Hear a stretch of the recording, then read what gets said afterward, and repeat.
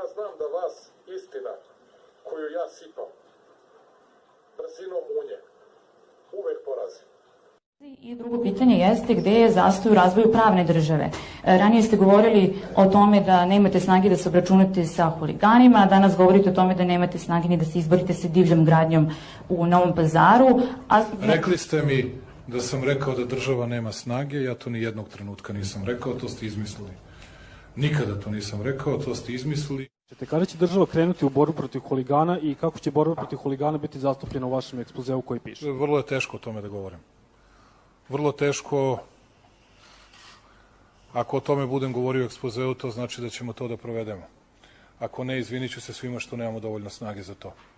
Ako me pitate zašto nemamo dovoljno snage za to, pa nemamo dovoljno snage za to zašto je potreban je opšte društveni konsenzus za neke stvari. Potreban vam je za ustav, potreban vam je za takve bolne stvari u kojima znate da ćete istog sekunda da budete nedvosmislena meta svih, a koji će svi drugi da koriste i koji će svi da kažu pa da, to je super.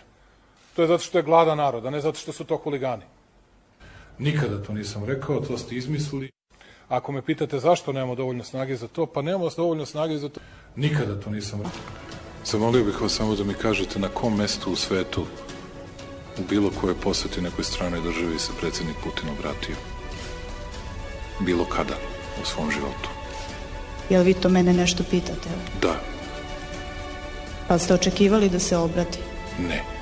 A zašto ste onda zamolili patrijarha da ga zamoli da se obrati? Ja sam molio predsjednika Putina više puta samo da im kaže hvala vam ljudi što ste došli.